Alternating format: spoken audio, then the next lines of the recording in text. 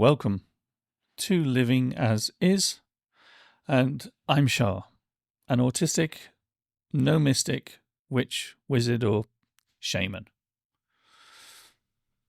Today, we're moving around my feeling that you don't need to find spirit. Finding self brings it all to you. In life, there was never a hunting for divine essence or a wish to see spirit. Well, actually, I had absolutely no idea what it was to be spiritual. And certainly didn't wish to be tied up in any religious belief system. However,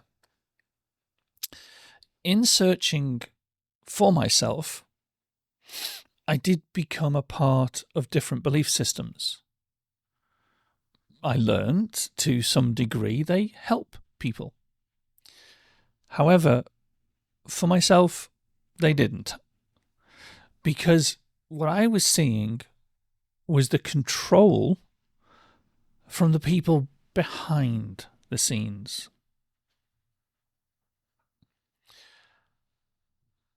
You'd be set up so you have to pray at special times. You'd have to make special events. It was like my own time and my need just wasn't enough.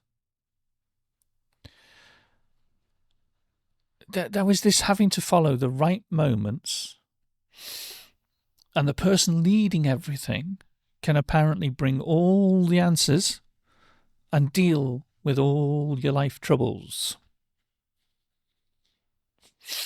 Yet,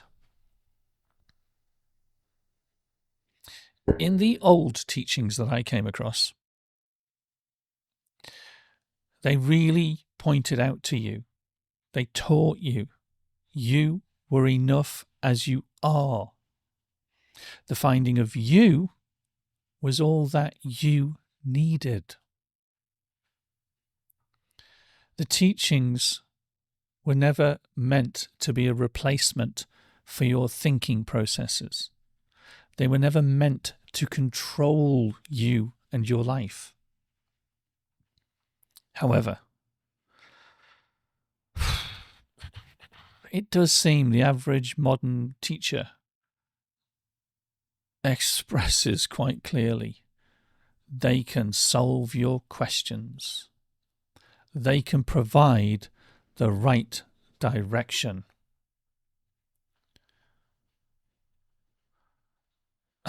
I've looked at adverts and expressions from teachers, and they put it in this language where it seems to be saying, they are your answer. One teacher stating what had solved their life questions would also solve your life questions. We're not the same, especially neurodivergence.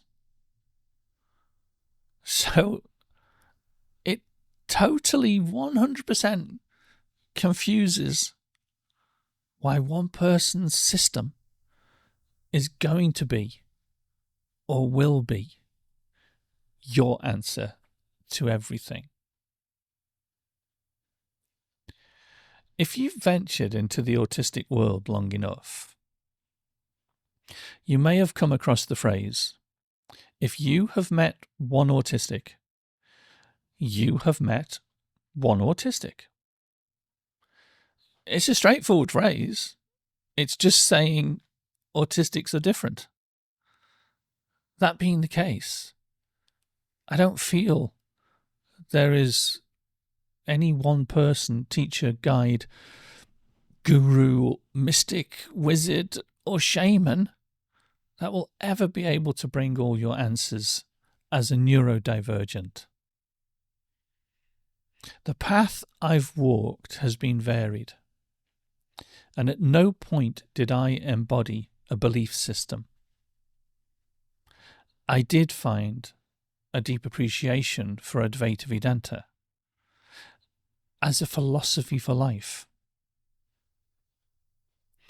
never used in controlling in any way, never allowing it to override what I was truly seeking, me, myself, and I.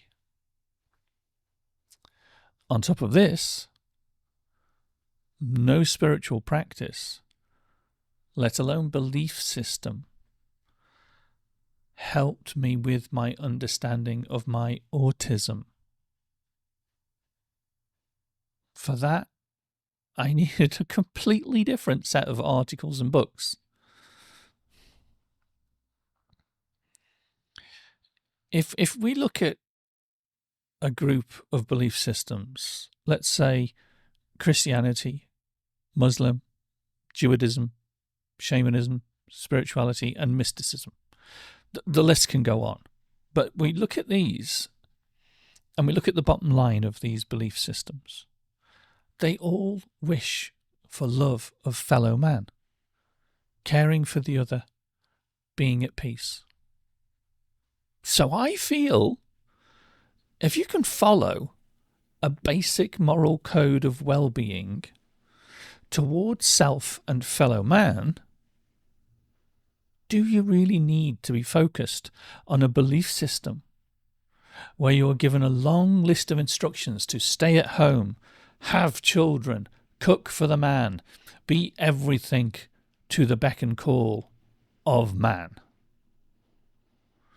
I mean, we can broadly generalize this. If you're a human being in the world, and as this human being, you're able to generate a feeling towards a basic moral code of goodwill towards the other, again, do you need the controlling views of any system brought to you by someone that states they have your answers?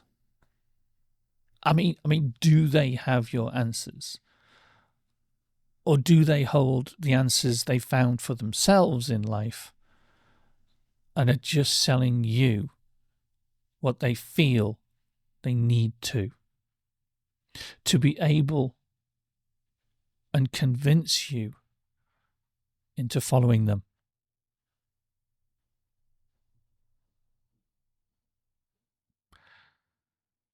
My early learning to meditate was not called meditation. It was going within. The purpose to open myself to the divine, to allow healing to pass through. Now, from there, I moved forward a few years, 2 years, and the next set of meditations in the next group taught me transmediumship, meditation, spirit connection, spirit rescue, and to receive messages from spirit through meditation. We move forward again, and I'm in a Buddhist center, learning varied meditation techniques depending on requirements.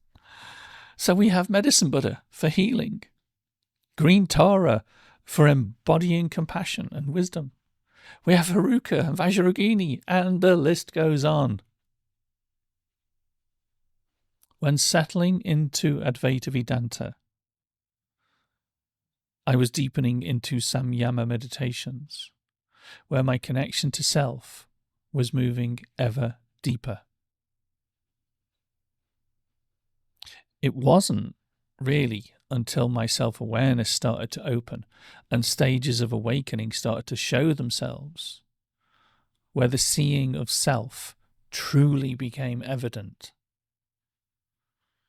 It then took several years for all of this to start down the path of self-opening and become so evident it was as if the seeing of the universe had opened.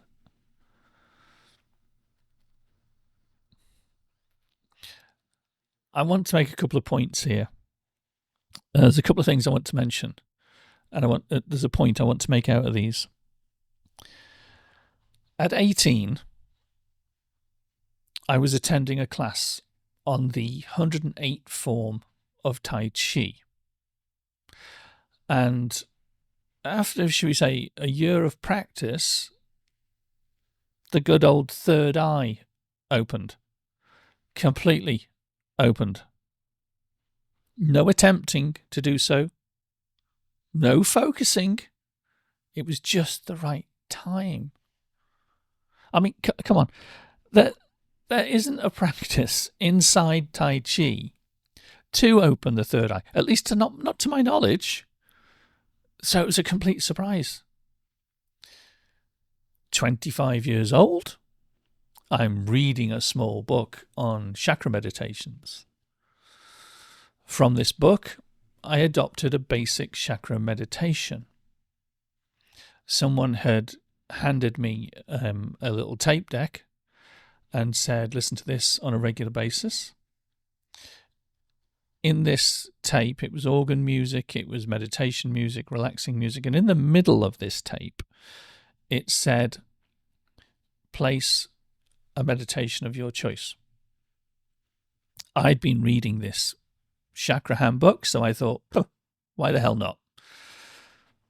So I put together, I played the tape, and then when it got to that section, I ran through the meditation that I'd created.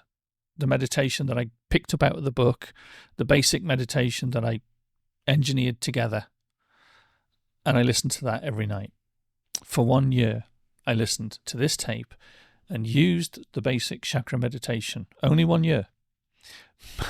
Because at the end of the year, Kundalini rose. She rose with she rose with no personal effort on my part. She rose with no intention on my part. It truly was the right time. And the point I wanted to make right here with these two examples, you don't need specialized meditation teachers.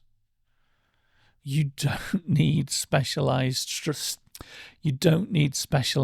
structured music plus meditation to match it. They will assist on some level to some degree, but you don't really need them. Understanding like that is formulated through marketing. So the marketing is saying you need the correct meditation with the correct music. Bull. Absolute bull. You don't need it. And it also, if you can have the understanding of putting things together for yourself, then you don't need the marketing that's telling you this is how it should be. And you don't need the teachers and the guides, etc., wanting it their way and trying to convince you theirs is the best system. When I learnt laying on of hands in a free church, the priest just refused to accept my visions and seeing of spirit. When I was in Buddhism, they refused my deep dream states, as well as the visions and seeing of external events, because it was not their purview.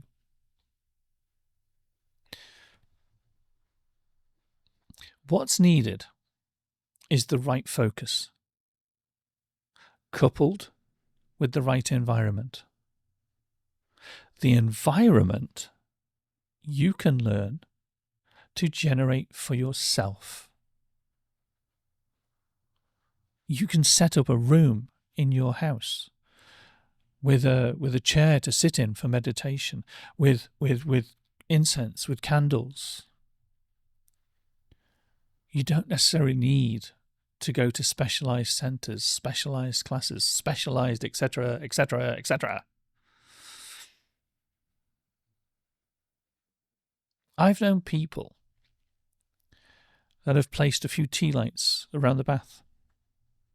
A lovely warm soak in water can be so healing, as well as used in a meditational technique. And in fact, today, I'm still aware of some people that swear by a good meditation while soaking in the bath. You don't need to pay hundreds. let alone thousands, to a teacher to teach you meditation. You could attend a Buddhist center, learn the basics of meditation from them. It can either be done freely through attending their regular groups, or you give a donation. After a while of attending, you should have been able to memorize their meditation techniques. Then be able to easily practice at home. Practice in an environment you set up for yourself. Maybe inviting some close friends around, and you all meditate together. I lived in a Buddhist center and practiced Buddhism for 3 years. It took me 3 years to kind of come to the conclusion it wasn't I couldn't gel with organized belief systems. One of the things I learned in this time was stillness meditation. 9 years ago, I was a carer for my mother. She was seriously ill with stomach cancer. I built for her this warm, cosy, insulated hut in the back garden. It was for her to get out of the house in the summer, have the hut doors open, and she could sit in nature. And my mother decided she would rather not. So, to give me a little break every now and then, I chose to sit and meditate in this cosy hut. Even had a collapsible click-clack sofa put in. After a few weeks, I started to notice, and this was at no allotted time, I would rise from the meditation, sit upright, because sometimes I found myself slouching when I came out of meditation. Take note, I'd been in a deep state. Felt very settled and at peace. However, something else I started to notice. I set a regular alarm. This was so I wasn't away from my mother for too long and I could check in on her.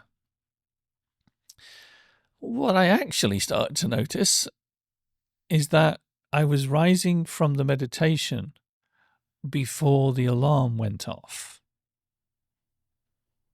Back then, I used to have this tendency towards recognizing events in threes. So something happens and it's like, okay, that happened. And then the same thing happens a second time and I'm like, oh, okay, pay attention. But then it happens a third time. So, okay, I'll do it now. I'll pay attention now. So in this instance, rising the third time before the alarm went off, I realized something was going on. And when I put the pieces together, I realized that as I rose and my head was clear, my mum was calling for me.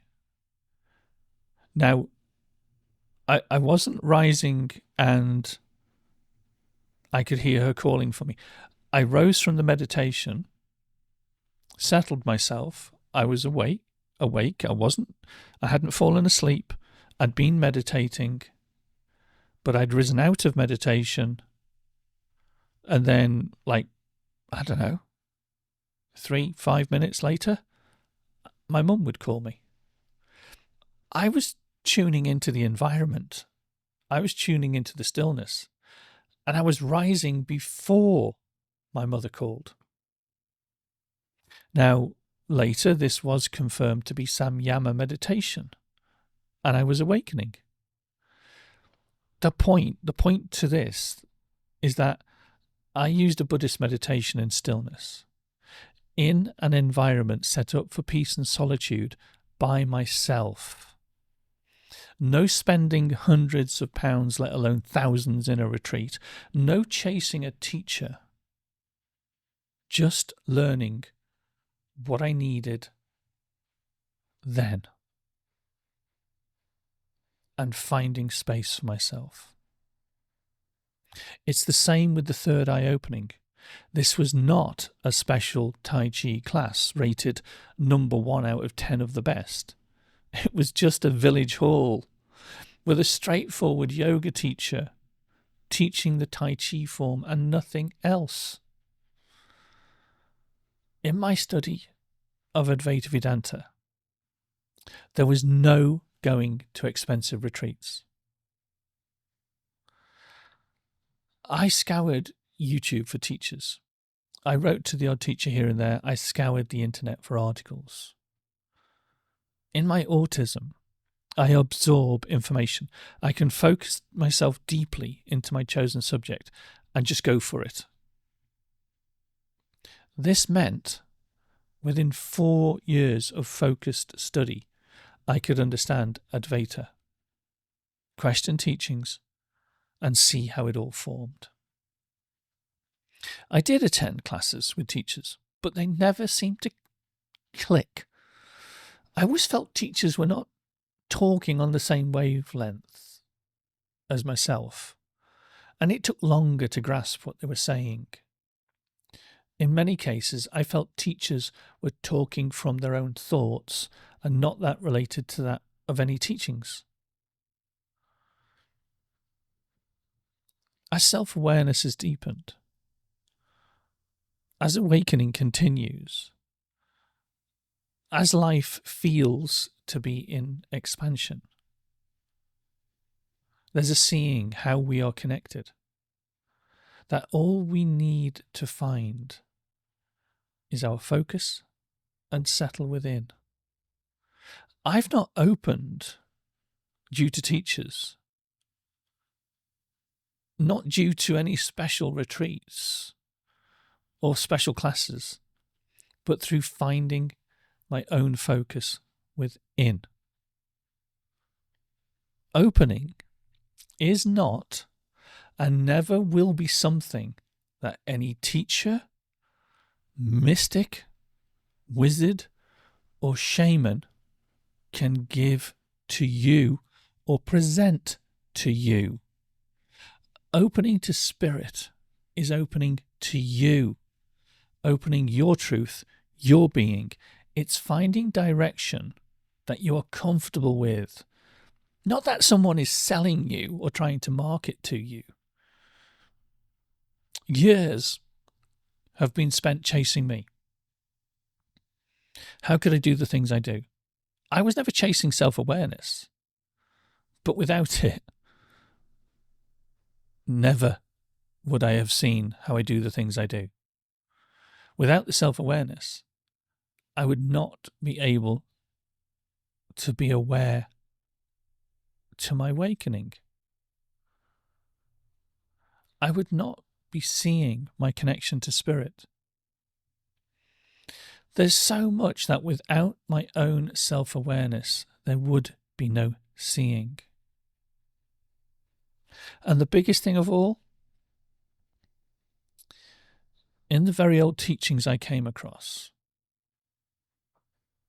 where they taught you are enough, you were enough. The finding of you was all that you needed. They couldn't have been more on the nail. It would be far better to be a group of like-minded, open-hearted individuals that are not chasing glory, but just wish to be there, to be present, and like yourself, they are finding themselves. Not one teacher can or will bring self-awareness to anyone. The clue is in the word self. It is your awareness opening through your own studies, your own practices. Okay, you may have followed instructions, but it was never the instructor doing the practice. It was you. The faith in finding spirit, the faith in connecting, the belief in life all comes from you. It flows through you, connects inside you, and expresses from you. At some point, you may go, yeah, okay, I got that, yeah. And at some point, all those roads leading to Rome, they'll lead in, through you, to all. Another way of putting it, everything is horses for courses. Which is to say, it's how you feel. What is the right course or practice for you?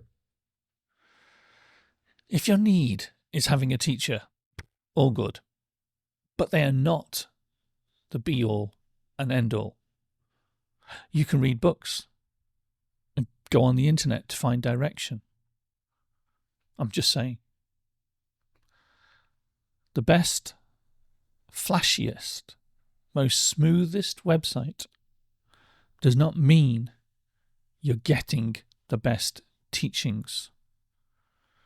Just someone that was able to pay for a good designer. An autistic does not necessarily make for a good autistic spiritual teacher. One does not automatically pass over onto the other.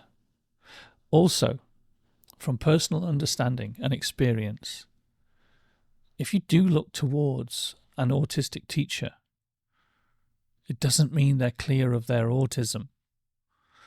Autism is something that is with you for your entire life, and you will experience it throughout life. Also, bear in mind, some people are swallowed up in their beliefs, and they can't even see it, which means you may not even be receiving anything but their own beliefs. I started with, you don't need to find spirit. You only need to find yourself. Finding yourself can be achieved through therapy. In my autism, I have social anxiety. Going out creates a nervousness for myself. I avoid people when out, and I wear earbuds playing music. It's obvious by the issue, social anxiety, that mixing with other people causes my anxiety. I realised the main issue was that I don't appear to be masking all the time, which meant those odd looks people were giving, they were down to me speaking as myself, as I autistically speak, which is in a straight manner, in truth, mentioning the obvious and asking questions that can sometimes be straight off the top of my head. It's been my feeling within life, in my self-awareness, I'm seeing and being shown the ways in which I find life sometimes difficult.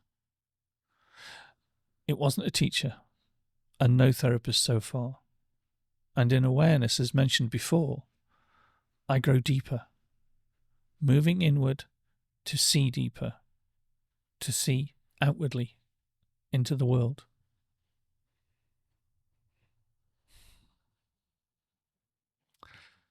And that, for now, is all I've got. So thank you for listening all the way to the end. And you should know the routine by now. Come on, click like, subscribe, click to be notified of future videos. Blessings to you all. Thank you.